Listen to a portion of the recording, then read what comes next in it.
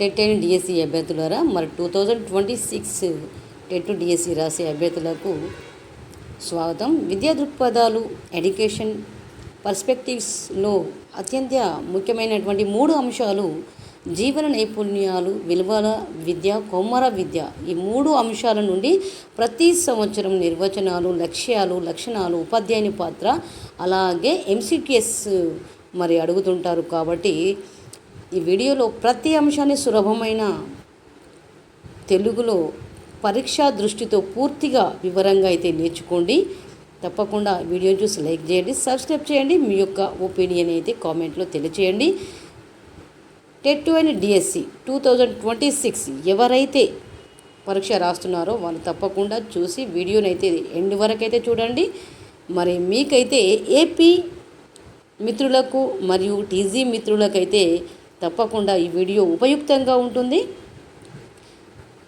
విద్యా దృక్పథాలు చూసినట్లయితే జీవన నైపుణ్యాలు, విలువల విద్య, కౌమార విద్య, ఈ 3 ముఖ్యమైన అంశాలు. కాబట్టి ఈ అంశాలను అయితే నేర్చుకోండి.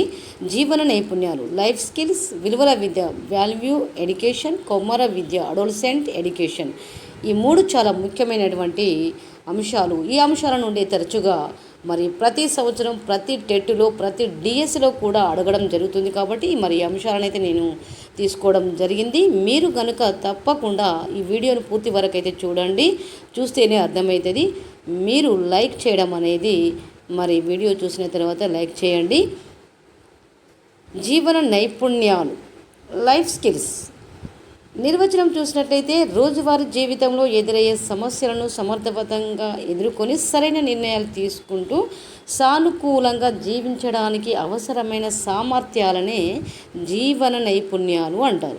జీవన నైపుణ్యాలు అంటే ఏమిటి అంటే రోజువారీ జీవితంలో ఎదురయ్యే సమస్యలను సమర్థవంతంగా ఎదుర్కొని సరైన నిర్ణయాలు తీసుకుంటూ సానుకూలంగా జీవించడానికి అవసరమైన సామర్థ్యాలనే జీవన నైపుణ్యాలు అంటారు. WHO ప్రకారం 10 జీవన నైపుణ్యాలు మరి ఇక్కడ ఇవ్వడం జరిగింది. 10 జీవన నైపుణ్యాలు అంటే ఇందులో స్వీయ అవగాహన, సెల్ఫ్ అవేర్నెస్, సానుభూతి, ఎంపతి, సమర్థవంతమైన సంభాషణ, వ్యక్తుల మధ్య సంబంధాలు, ఎఫెక్టివ్ కమ్యూనికేషన్, ఇంటర్పర్సనల్ రిలేషన్షిప్, నిర్ణయం తీసుకోవడం, డిసిజన్ మేకింగ్, సమస్య పరిష్కారం, ప్రాబ్లమ్ సాల్వింగ్. ఎందుకంటే 10 జీవన నైపుణ్యాలు WHO ప్రకారం చూసినట్లయితే 10 జీవన నైపుణ్యాలు మరి ఈ విధంగా ఉన్నవి: సృజనాత్మక ఆలోచన, క్రియేటివ్ థింకింగ్, విమర్శనాత్మక ఆలోచన, క్రిటికల్ థింకింగ్, భావోద్వేగాల నియంత్రణ, మేనేజింగ్ ఎమోషన్స్, ఒత్తిడిని నిర్వహించడం, మేనేజింగ్ స్ట్రెస్. ప్రాముఖ్యత ఏమిటంటే ఆత్మవిశ్వాసం అనేది పెరుగుతుంది, సమస్యలను ధైర్యంగా ఎదుర్కొంటారు, సరైన నిర్ణయాలు తీసుకుంటారు, మంచి సంబంధాలు ఏర్పరచుకుంటారు, నాయకత్వ లక్షణాలు అభివృద్ధి చెందుతాయి. మరి ఇవి పరీక్షలో ఇలాంటివి మాత్రం గుర్తుంచుకోవాల్సిన అవసరం ఉంటుంది. WHO ప్రకారము WHO సూచించిన జీవన నైపుణ్యాలు 10 ఈ విధంగా ఉన్నవి. ఇవైతే చాలా మరి పరీక్షలో గుర్తుంచుకోవాల్సిన అవసరం ఉంటుంది. ప్రతి ఒక్క అభ్యర్థి వీడియో తప్పకుండా చూసి లైక్ చేయండి. ఇవైతే గుర్తుంచుకోండి జీవన నైపుణ్యాలు. మరి 10 జీవన నైపుణ్యాలు అయితే ఇవ్వడం జరిగింది. వ్యక్తుల మధ్య సంబంధాలు ఏ విధంగా ఉంటాయి, సమస్య పరిష్కారము, సృజనాత్మక ఆలోచన, విమర్శనాత్మక ఆలోచన, భావోద్వేగాల నియంత్రణ, ఒత్తిడిని నిర్వహించడం, ఈ విధంగా 10 నైపుణ్యాలు మరి ఇవ్వడం జరిగింది. తప్పకుండా ఇవైతే పరీక్షలో గుర్తుంచుకోవాల్సిన అవసరం ఉంటుంది. కాబట్టి మిత్రులందరూ తప్పకుండా వీడియోని అయితే చూడండి. విలువల విద్య, వాల్యూ ఎడ్యుకేషన్, దీని యొక్క నిర్వచనం చూసినట్లయితే విద్యార్థుల్లో మంచి నడవడి. విలువల విద్య అంటేనే ఇందులోనే అర్థమవుతుంది. విద్యార్థుల్లో మంచి నడవడి, నైతికత, బాధ్యత, క్రమశిక్షణ, మానవతా భావాలను పెంపొందించే విద్యను విలువల విద్య అంటారు. అసలు విలువల విద్య అంటే ఏంటిది? ఇక్కడి వరకు చూసినట్లయితే విద్యార్థుల్లో మంచి నడవడి అనేది ఉండాలి, నైతికత, బాధ్యత, క్రమశిక్షణ, మానవతా భావాలను పెంపొందించే విద్యను విలువల విద్య అని అంటారు. మరి ప్రధానంగా ఈ విలువలను చూసినట్లయితే ప్రధాన విలువలు నిజాయితీ,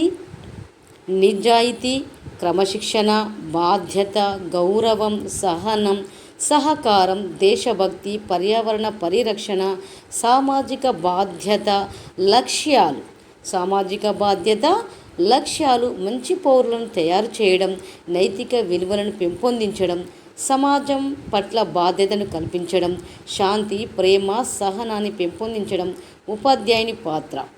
మరి ఉపాధ్యాయుని పాత్ర ఏ విధంగా ఉండాలి? ఇందులో ఆదర్శంగా ఉండాలి. ఉపాధ్యాయుని యొక్క పాత్ర ఆదర్శంగా ఉండాలి.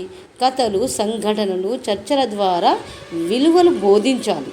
అంటే ఈ విధంగా ఉంటుంది అన్నట్టు. ఉపాధ్యాయుని పాత్ర ఏ విధంగా ఉంటుంది? ఆదర్శంగా ఉండాలి. కథలు, సంఘటనలు, చర్చల ద్వారా విలువలు బోధించాలి. ఇవి మరి విలువల విద్య అంటే వాల్యూ ఎడ్యుకేషన్ విలువ ఈ విధంగా ఉంటుందన్నమాట. క్రమశిక్షణ, నిజాయితీ, బాధ్యత, గౌరవం, సహనం, సహకారం, దేశభక్తి, పర్యావరణ పరిరక్షణ, సామాజిక బాధ్యత, లక్ష్యాలు, మంచి పౌరులను తయారు చేయడం, నైతిక విలువలను పెంపొందించడం, సమాజం పట్ల బాధ్యతను కల్పించడం, శాంతి, ప్రేమ, సహనాన్ని పెంపొందించడం. ఉపాధ్యాయుని పాత్ర ఆదర్శంగా ఉండాలి. కథలు, సంఘటనలు, చర్చల ద్వారా విలువలను బోధించాలి. విద్యార్థుల మంచి ప్రవర్తనను ప్రోత్సహించాలి. విద్యార్థులు ఎవరైతే ఉంటారో మంచి ప్రవర్తనను మనం ఏం చేయాలి?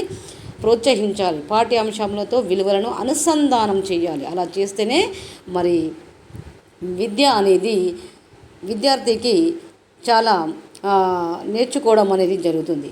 ఇక్కడ పరీక్షలో గుర్తుంచుకోండి అంటే పరీక్షలో ఏ విధంగా గుర్తుంచుకోవాలి? మిత్రులకు మరి సూచించడం జరిగింది. పరీక్షలో గుర్తుంచుకోవడం. విలువల విద్య లక్ష్యం మంచి వ్యక్తిత్వం మరియు మంచి పౌరసత్వాన్ని అభివృద్ధి చేయడం. ఇవి చాలా గుర్తుంచుకోవలసినటువంటి అంశాలు అన్నమాట. మరి కౌమార విద్య ఏ విధంగా ఉంటుంది? దాని యొక్క నిర్వచనం. కౌమార విద్య అడోలసెంట్ ఎడ్యుకేషన్ నిర్వచనం చూసినట్లయితే కౌమార విద్య సుమారు 10 నుండి 19 సంవత్సరాల మధ్య వయసును కౌమార దశ అంటారు. కౌమార దశ ఏ సంవత్సరం నుండి ఏ సంవత్సరం వరకు మరి కౌమార దశ అని అంటారు అంటే 10 నుండి 19 సంవత్సరాల మధ్య వయసును కౌమార దశ అంటారు. ఈ దశలో జరిగే శారీరక, మానసిక, భావోద్వేగ, సామాజిక మార్పులపై అవగాహన కల్పించే విద్యనే కౌమార విద్య అని అంటారు.